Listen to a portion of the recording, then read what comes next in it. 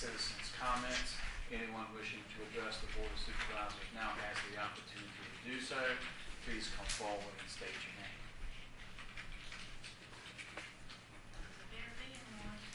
Moving on then to other matters, we have our solid waste collection sites bid opening. Mr. Owens. Madam Chairman, on last Thursday, the staff had a bid opening for the solid waste collection sites and the attendant kiosks. And when we bid the project this time, a little bit different from the previous one, we split it up into two different projects. So we actually received bids on the two different projects. The solid waste collection site bid form, we had additive alternate. Additive alternate 1 was for 8 inches of stone thick on the surface versus 6 inches of stone to give us extra stone. That was additive alternate 1. Additive alternate 2 was the geotechnical inspection for the check soil compaction to make sure the soil isn't pumping where they may have to excavate some dirt on the site. And additive alternate 3 was the 8-foot fence versus the 6-foot fence around the compound. Additive alternate 4 was a barbed wire to go around the top of the fencing.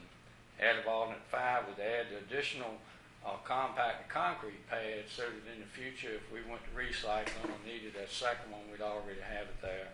And then additive alternate 6 was the concrete pad for the dumpster exchange, so that when the truck came in, it would drop a dumpster off on a concrete pad and pick a dumpster off a concrete pad, and we wouldn't have our dumpsters sitting in the rocks and stuff like that, or they'd have to double handle them. Additive alternate 7 was landscaping. Staff looked at the bid results, and we recommend that the board approve additive alternates 1 for the stone, 5 and 6 for the 2 concrete pads, and 7 for the landscaping. All right. On the kiosk had 2 additive alternates. 1 was for hardy plank siding versus vinyl siding. We bid it for vinyl siding with additive alternate of going with hardy plank if it was cost effective. The second additive alternate was purchasing an air conditioner and heater unit combined versus the base bid of being a window air conditioner in the wall and then a baseboard heater. The staff recommend that we take additive alternate 1 for the hardy plank. The additional cost for that air conditioning heater combined we felt like wasn't cost effective. The low bidder for the solid waste collection sites was Reichmeyer Machine Rentals, and their total base bid and all additive alternates was $982,043. With the additive alternates recommended by staff, that bid would be $881,459.90, and that's what staff is recommending approval for. The solid waste collection sites, the clearing, and all of the additive alternates we felt like were advantageous to us would be in that amount of $881,459.90. On the kiosk we're recommending to go with the lowest bidder, which is Heat and Construction out of Roanoke Rapids. Their bid was for $99,900 with the 1 additive alternate for the hardy plank side. Questions? Staff would recommend that you approve your intent to award the contract to Reichmeyer for the construction sites and Heaton for the attendant kiosks at your next meeting. The contracts will be before you and then approved. Been moved and properly seconded. Any discussion? All those in favor of that motion, please respond by saying aye. Aye. All opposed, no.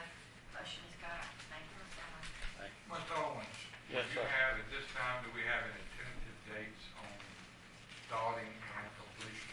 Provided there are no hiccups with the contract and USDA's approval, pending y'all's approval, we want to issue a notice to proceed on August 1st.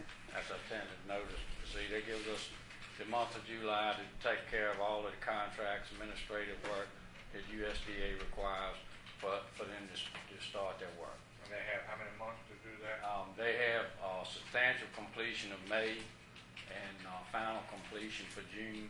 That ties them into, we should be able to transition and go from unmanned sites to manned sites in the next fiscal year. And that would, we discussed that, staff, that would be a good transition budgetary wise and everything, and wouldn't, we'd be able to start off a year with the new collection sites. And of course, they want to finish it a whole lot sooner if they can, weather provided. Thank you for your work on it. Appreciate it.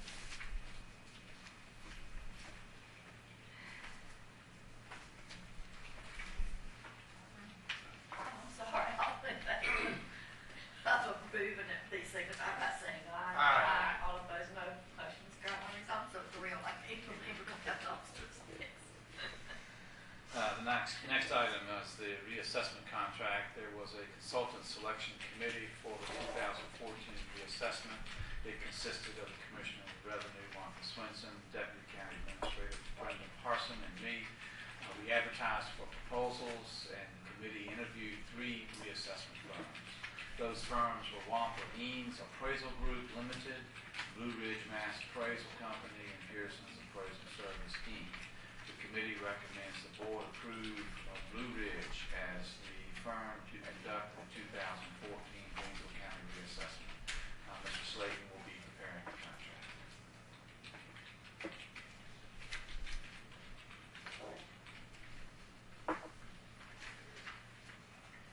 Motion. Motion will be in order. Yes, ma'am. Second. Been moved and properly seconded. Is there discussion on the motion? All those in favor, please say aye. Aye. All opposed, no. Motion is carried. We have one appointment to the Building Appeals Board. It has been deferred a couple of times, and I think that the staff has found someone for you to consider to appoint you to that position this evening. I'm telling you, I'm letting Michael lead this. Second. Moved and properly seconded. Is there discussion? All those in favor of Mr. Grissett serving, please respond by saying aye. Aye. All opposed, no. Motion is carried. The next item is an added item. It's a VDM grant for the EOC, Mr. Owens.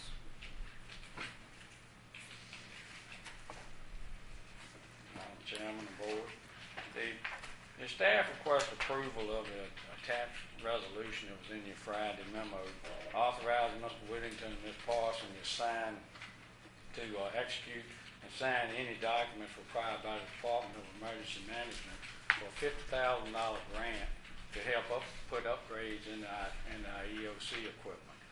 This grant is a 100% funded grant. It doesn't require a local match. All right. So with your approval, we can execute that, and we can submit that application for final approval from the Department of Emergency Management for funding. So moved. Second. Been moved and properly seconded. Assuming there's no discussion. I'd like to ask one question. Sure, okay. Where will these supplies be stored at? Here Here in the basement or over there? Or what? The plan is to have the training room upstairs on the second floor. We can convert that with the equipment that we have lined up to purchase. We can store it here in the basement. We can mobilize it. We can move it upstairs to the training room. If for some reason we had to move it, everything we're buying is of the portable nature, so it's pack and carry type. We can move it to the Golden Leaf Commons, move it to the Sheriff's Okay. Office, firehouse, or wherever. Okay. So, Now, on these supplies that we will be, I think I talked to you one time about it before, anything that's needed as far as mattresses, cots, all this stuff will be trucked in as needed, right? Yeah, actually, this is emergency operations. Right, center I understand that, but I just want to equipment. ask the question for clarification for me and some other people about the stuff that's needed during a crisis situation. Right, the crisis situation, if you're talking about cots and supplies that we don't have storage for and Right. things, then we would requisition those through the state EOC. Okay, All right, and then ask that they have that provided to us. okay, And what would happen if a storm of a significant impact is coming in where we felt like we would be affected, where we'd activate a shelter, we would ask for those supplies to be delivered ahead of schedule. Okay. All right, and then once we're finished with Somebody had asked me that yeah, question. once I we're wanna make finished sure with them, the everybody best thing to do is let them come pick them up because cots tend to mildew and Right, rot right. and blankets and those type Right. things. And if you get to purchasing too much perishable food, even as the meals ready to eat and things, they have expiration dates on them. Knock on podiums, we're lucky enough we don't have extended shelters here running extended length of Right. time. You'd hate to invest a lot of resources and dollars into something that would go bad. Somebody had asked me, and I just want to make sure the public knew that's where it would be happening. Any other questions? Thank you. Question. Motion? All in favor? All opposed, no. Motion's carried. Next is Resolution 13-02 in opposition. It's a resolution in opposition to the installation of toll collection facilities on Interstate 95. Parson? The resolution we have before you, as Mr. Whittington said, is the board's opposition to the installation of the toll collection facilities. It's a rather lengthy resolution. I won't repeat it, just read it in its entirety. I would, and I told you, please read it. please read it, and I hope the media, whoever will pick up on it, because I think the public needs to know that we're trying to do something. Okay. Whereas Interstate 95 is a critical transportation corridor in Virginia that connects major metropolitan areas within the state, serves as a link in the major north-south transportation corridor of the East Coast, supports numerous distribution centers that are a critical part of the state's economy, and provides a vital route for the daily transportation needs of thousands of Virginia commuters and businesses. And whereas the Virginia Department of Transportation has developed the I-95 Corridor Improvement Program, identifying the major repairs and improvements that are critically needed now and over the next 25 years. And whereas VDOT's I-95 Vision Plan suggests tolling as one option to address the long-term funding needs of the I-95 corridor with initial construction cost to be approximately $50 million, and whereas the most likely scenario being considered by VDOT for a tolling facility lies in the area south of Petersburg on Interstate 95, and another facility being located somewhere north of the I-95 interchange north of Richmond. And now, therefore, be it resolved by the Greensville County Board of Supervisors that they strongly oppose the installation of toll collection facilities on Interstate 95 for the following reasons. Number one, the proposed toll collection facilities would be an extremely inefficient means of collecting additional revenues. By VDOT's own estimates, the equivalent of an entire year's revenue will be expended just to construct the facilities. No revenue will be collected during the estimated 2-year construction period, but motorists on 95 will suffer from construction delays. Therefore, the annual cost of operating and maintaining the toll facilities will substantially reduce the revenue actually available for road improvements. Number two, prosecution of toll violators will pose an additional burden on state police and on local judicial systems. Moreover, toll collection facilities invariably cause an increase in traffic congestion and an increase in accidents. Number three, toll collection facilities on Interstate 95 will result in increased traffic volumes on local roads as both residents and through motorists seek to circumvent the toll collection facilities in Greensville County.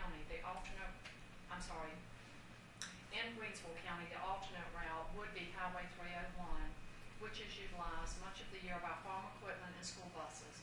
The risk of accidents involving these slower-moving vehicles would greatly increase. Number four, Greensville County's population consists of many low to moderate income families who frequently travel Interstate 95 for work or medical-related reasons. The payment of tolls would be an undue financial burden on the low to moderate income families living in the area. Number five, in addition to the tolls that would have to be paid, there is a cost for the traveler to purchase or rent a transponder. The Commonwealth at one time was proposing to charge a $1 fee per month for each transponder. It seems that all of the hidden costs have not been described. Be it further resolved that this resolution be communicated to the governing bodies of the cities and counties of the Commonwealth adjacent to Interstate 95, and that their support and opposition to this plan be solicited. And be it further resolved that this resolution be sent to the governor, the members of Greensville County's legislative delegation, Transportation and the Virginia Department of Transportation, and that a response be requested from each on this matter in accordance to the County of Greensboro. Thank you, Ms. Morrison. So moved.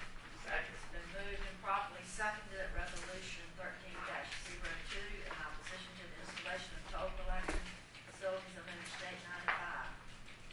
All those in favor of the motion to send the resolution, please respond by saying aye. Aye. All opposed, no. Motion is carried. Next item is miscellaneous matters consisting of staff work programs and departmental reports. Ask to adjourn. Motion to adjourn, please. It's been moved and properly seconded. All those in favor of adjourning, please signify by saying aye. Aye. All opposed, no. Motion is carried. Board meeting stands adjourned. I'd call the one, two, call the order, please. Staff asks that you approve the agenda with no added items. So moved, Mr. Chairman. Second. Motion made and seconded that the agenda be approved as submitted. Any discussion? If not, all in favor, make it known by saying aye.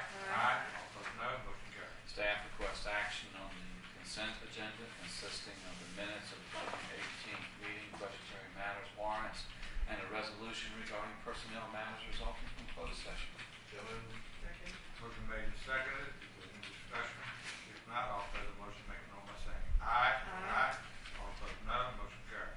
Miscellaneous matters is next, consisting of the staff work programs and departmental reports. Anyone have any questions, comments, concerns about the staff work program or department reports? If not, then motion with adjourn. So moved. Staff would ask that you adjourn to July 16th at 3 o'clock